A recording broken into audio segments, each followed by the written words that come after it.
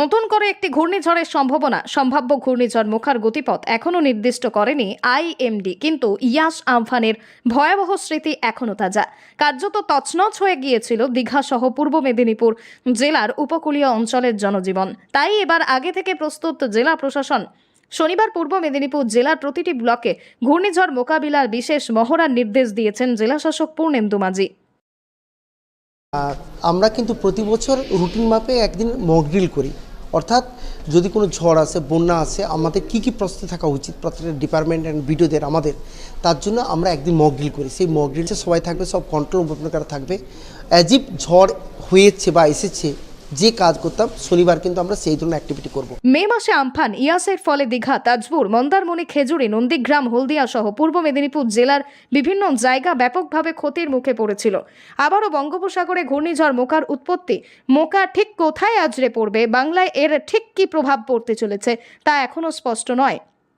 কিন্তু যদি কোনো ঘূর্ণিঝড় আসে, সেক্ষেত্রে যাতে মোকাবিলার জন্য প্রস্তুত থাকে প্রশাসন, কারণ জেলায় ঘূর্ণিঝড় মোকাবিলার মহড়া সেরে নেওয়ার নির্দেশ দিয়েছে জেলাশাসক। ঘূর্ণিঝড় মোকার প্রভাব পড়লে কি পদক্ষেপ পড়তে পারে, কি পদক্ষেপ করতে হবে তা আগে থেকে জানানোর জন্য জেলার ব্লকে ব্লকে বিশেষ মহড়া করা হচ্ছে শনিবার।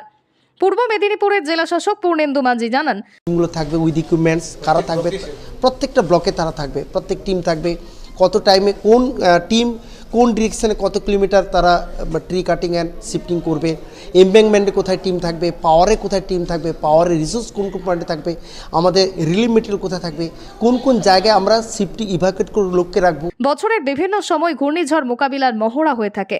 ঘূর্ণিঝড় মোকার প্রভাব পড়ার সম্ভাবনার কথা শোনা যাচ্ছে, কিন্তু মানুষজনের আতঙ্কিত হওয়ার কোনো কারণ নেই। ঘূর্ণিঝড় এলে সাধারণ মানুষ প্রশাসনের করণীয় প্রসঙ্গে ব্লকে ব্লকে মহড়ার ব্যবস্থা করা হয়। ঘূর্ণিঝড় মোকার মোকাবিলায় চরম প্রস্তুতি, সৈকত এলাকাগুলিতে আজ মক ড্রিল। ঠিক কি জানা যাচ্ছে, তিনি আরও জানান, মক ড্রিলে সাধারণ মানুষকে সুরক্ষিত জায়গায় সরিয়ে নিয়ে যাওয়ার যে পদ্ধতি তাও ঝালিয়ে নেওয়া হবে। পাশাপাশি গাছ কাটার যে যন্ত্রপাতি রয়েছে সেগুলো আরও একবার ঝালিয়ে নেওয়া হবে। সম্প্রতি পরপর ঘূর্ণিঝড়ে রাজ্যের অন্যতম পর্যটন কেন্দ্র দীঘা ব্যাপক ক্ষয়ক্ষতির মুখে। দীঘাকে নতুন করে সাজিয়ে তুলেছে রাজ্য সরকার। পর্যটকদের আনাগোনা বাড়ছে ব্যবসা, ছন্দে ফিরছিল দীঘা, কিন্তু আবারও ঘূর্ণিঝড়ের আশঙ্কা।